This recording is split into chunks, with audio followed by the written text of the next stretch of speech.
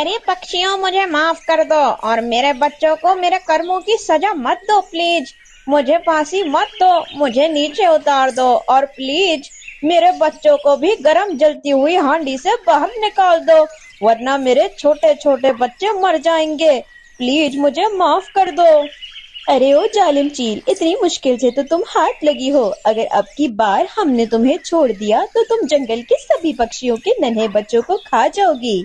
और तो और, अगर हमने तुम्हारे बच्चों को भी जिंदा छोड़ दिया तो वो बड़े होकर जंगल के सभी पक्षियों को मार डालेंगे। सुंदरवन जंगल में कालू कौवा अपनी पत्नी गोरी कौवी के साथ रहता था और रानू चिड़िया अपने पति टोना के साथ रहती थी। अरे कालू जी, देखो ये मेरा अंडा हुआ है और इसमें से हमारा बच्चा निकलेगा और अब तुम पिता बन जाओगे। अरे क्या है गौरी, सारे पक्षी ही पिता बनते हैं, इसमें कौन सी नई बात है। कालू कौवा एक आलसी पक्षी था। वो सारा दिन घर पर पड़ा रहता और भोजन भी ढूंढने नहीं जाता, जिस कारण गोरी कौवी कालू से बहुत तंग थी। और शादी के बहुत समय बाद गोरी कौवी का एक अंडा हुआ था, जिसे देखकर गोरी कौवी बहुत खुश हुई थी।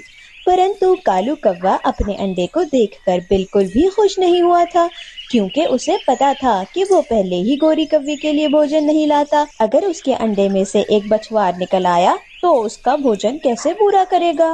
अरे गौरी, ये अंडा बाहर फेंकने जा रहा हूँ, हमें नहीं चाहिए बच्चा। अरे नहीं नहीं कालू जी, ऐसा मत करना, वरना आपको बहुत पाप लगेगा। ये हमारा अंडा है और इसमें से हमारा बच्चा होगा और मैं अपने बच्चे को खुद ही पाल पोस कर बड़ा कर लूंगी। इस बात को लेकर कालू कौवा और गोरी कौवी की लड़ाई होती है और कालू कौवा अपनी पत्नी गोरी को खूब मारता है और उसके बाद घर से बाहर चला जाता है। दूसरी ओर रानू चिड़िया अपने पति टोना के साथ अपने घोंसले में थी। रानो देखो, मेरी बात सुनो, हमारी पहले ही 2 बेटियां हैं। अब की बार जो अंडा तुमने दिया है इसमें से हमारा बेटा होना चाहिए। देखिए सरताज, ये मेरे बस में नहीं है। बस हम दुआ करेंगे कि ऊपर वाला हमें एक बेटा दे दे। अगर बेटी भी हो जाए तो इसमें क्या हर्ज है। बेटा या बेटी देना ऊपर वाले का काम है। और फिर कुछ दिन बाद रानो चिड़िया के अंडे से एक तीसरी बेटी पैदा होती है, जिसे देखकर टोना बहुत गुस्सा करता है। अरे ये क्या कर दिया तुमने? मैंने तुम्हें पहले ही कहा था कि अब की बार हमारा बेटा होना चाहिए। तुमने तीसरी बार फिर बेटी पैदा कर दी। ये कहकर टोना अपनी पत्नी रानू चिड़िया को बहुत मारता है। रानू की दोनों बेटियां अपनी माँ को पिटता हुआ देखकर रोने लगती हैं। अरे बाबा, आप मेरी मामा को क्यों मार रहे हैं? क्या हो गया अगर मैं पैदा हो गई तो? इसमें मेरी मामा या मेरा तो कोई कसूर नहीं। अपनी तीसरी बेटी की ये बात सुनकर टोना इसको भी एक थप्पड़ मार देता है। शाम के समय गोरी कौवी और टोनी चिड़िया अपने बच्चों के लिए भोजन की तलाश में जंगल में चली जाती हैं। गोरी कौवी और रानो चिड़िया की मुलाकात नदी किनारे होती है। रानो बहन, तुम्हें तो पता है कि मेरी एक बेटी हुई है, जिस कारण मेरा पति कालू बिल्कुल भी खुश नहीं है।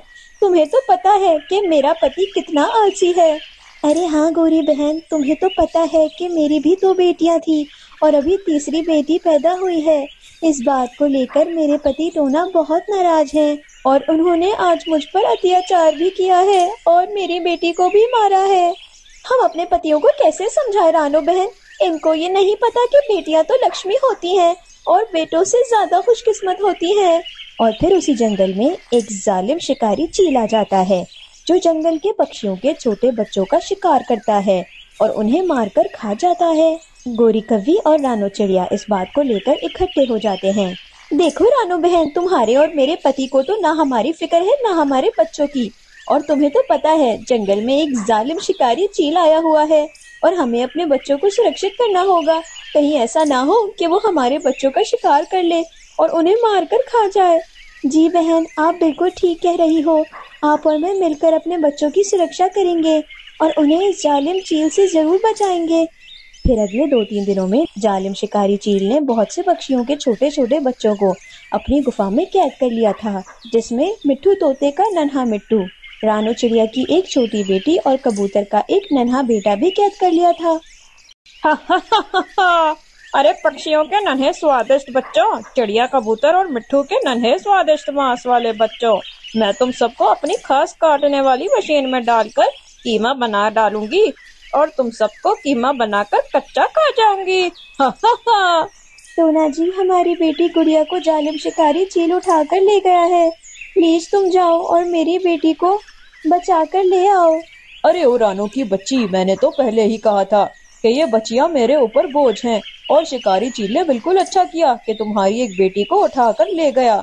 मेरी तो जान छूट गई। अपने पति की ये बात सुनकर रानू चिड़िया जोर जोर से रोने लगती है और रोते रोते गोरी कव्वी की ओर चली जाती है। अरे रानू बहन, तुम बहुत रो रही हो, क्या हुआ? अरे मेरी बेटी गुड़िया को जालिम शिकारी चील उठाकर ले गया है, और मैंने अपने पति को अपनी बेटी को बचाने का कहा तो उसने मुझे बहुत बुरा भला कहा, और ये भी कहा कि अच्छा हुआ जो तुम्हारी बेटी को जालिम शिकारी चील ले गया। और तभी गोरी कव्वी अपने घर में झांकती है तो इसकी बेटी मुन्नी कव्वी भी घर पर नहीं होती। अरे मेरी प्यारी बेटी मुन्नी, कहाँ हो तुम? कहाँ हो बेटी? तभी कालू कौवा जोर जोर से हंसता हुआ घर में दाखिल होता है। अरे ओ गोरी, तुम्हारी मुन्नी बेटी को जालिम शिकारी चील उठाकर ले गया। ये तो बहुत ही अच्छा हुआ। चलो, मेरी तो जान छूटी। ये सुनकर गोरी कव्वी भी जोर जोर से रोने लगती है, और तभी गोरी कव्वी और रानू चिड़िया को समझ आ जाती है कि इनके पति इनकी बिल्कुल भी मदद नहीं करेंगे, इन्हें खुद ही अपने बच्चों को बचाना होगा। रानू बहन, मेरे पास एक उपाय है। कल जब मैं नदी से पानी पीकर चील की गुफा के पास से गुजर रही थी तो मैंने चील की गुफा के पास चील के 3 छोटे छोटे बच्चों को देखा था। हमें अपने बच्चों को बचाने के लिए चील के बच्चों को बंदी बनाना होगा। दूसरी ओर कुछ दिन पहले ही चील के अंडों से उसके 3 बच्चे पैदा हुए थे। मेरे 3 बच्चे हो गए हैं। अब मेरे साथ मेरे बच्चे भी मिलकर पक्षियों के बच्चों का शिकार करेंगे और खूब मजे लेकर पक्षियों के बच्चों का मांस खाया करेंगे। मुझे अपने बच्चों के भोजन के लिए कुछ बड़े पक्षियों को भी पकड़ लाना होगा। और फिर जालिम शिकारी चील जंगल की ओर जाती है और रानू चिड़िया के पति टोना और गोरी कव्वी के पति कालू को पकड़कर अपनी गुफा में लाकर कैद कर देती है।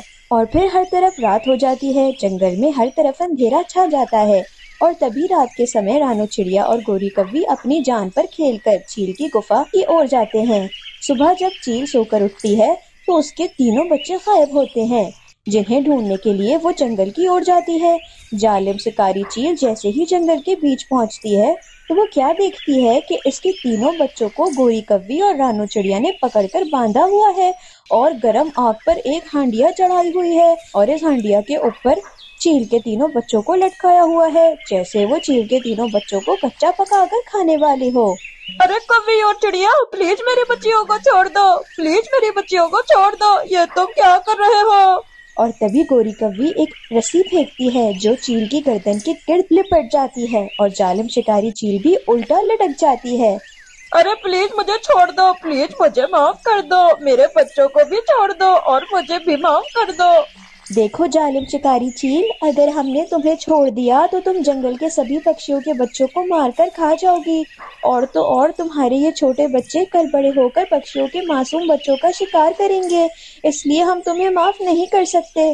अरे चिड़िया, चलो इस जालिम चील के बच्चों को तो हम छोड़ देते हैं, क्योंकि वो तो अभी बहुत छोटे हैं, लेकिन हम इस जालिम चील को माफ नहीं कर सकते। जालिम को सजा मिलकर रहती है। और फिर ये कहकर गोरी कव्वी और रानू चिड़िया जालिम शिकारी चील को फांसी दे देते हैं, और यूं जालिम शिकारी चील को अपने कर्मों की सजा मिल जाती है।